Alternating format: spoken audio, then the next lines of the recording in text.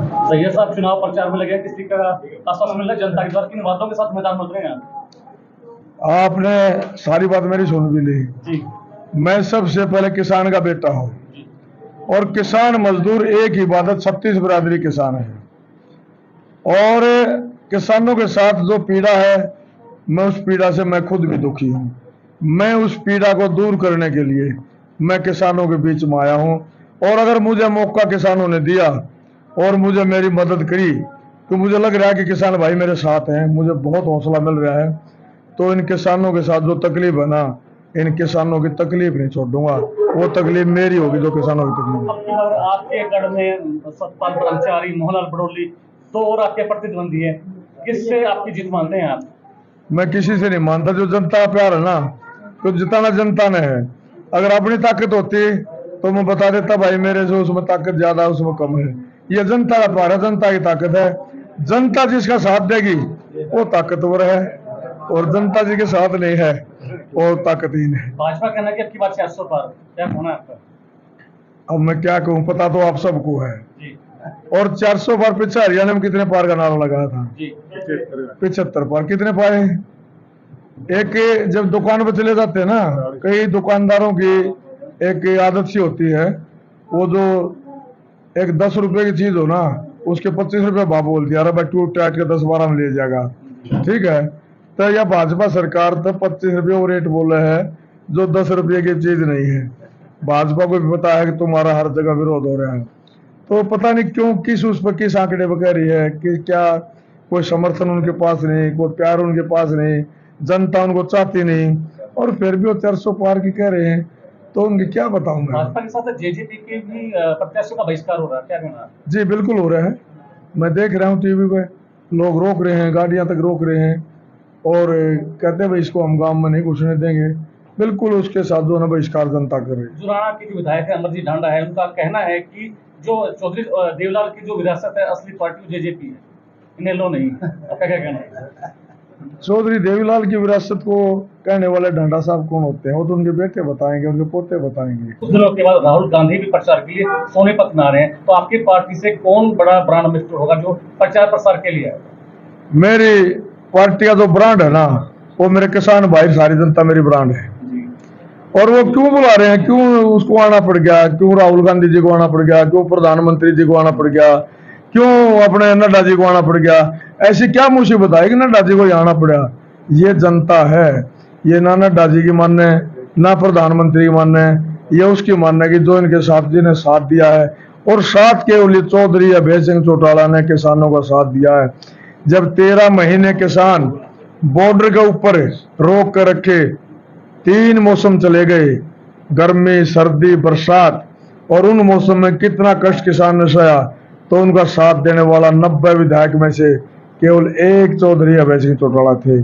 तो किसान इस बात को भूलेंगे थोड़ा है, किसानों को कितना दुख दिया है, चाहे उसमें कोई भी भाजपाई आ जाओ, किसान भूलते नहीं। बहुत बहुत पीड़ा दी है किसानों को, हर जगह पीड़ा दी है। आज वहां दिल्ली में वो हमारी बहनें हैं, कहते हैं भाई दिल्ली बेटी बचाओ बेटी पढ़ाओ। बेटी के छुड़ाव का नारा तो नहीं दिया था भाजपा ने, लेकिन वहां बेटी के छुड़ाई क्यों?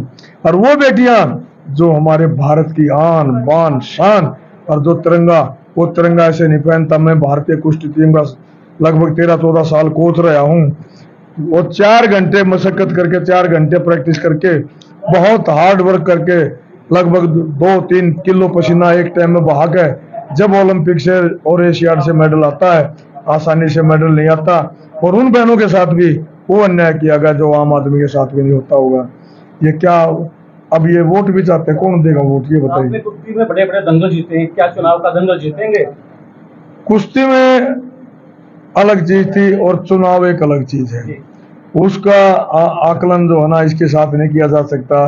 यहाँ जो जनता है, आज जो जनता का प्यार जो है मुझे मिल रहा है, और चौधरी अभय सिंह चौटाला ने जो इस्तीफा दिया है, किसान भाइयों का साथ दिया है, मैं भी एक किसान का बेटा हूँ।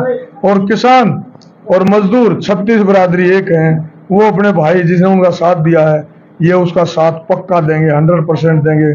अगर आज हमारे किसान भाई साथ नहीं देते तो कल हमारा, मैं भी उसमें शामिल हूँ, तो हमारा वजूद नहीं रहेगा।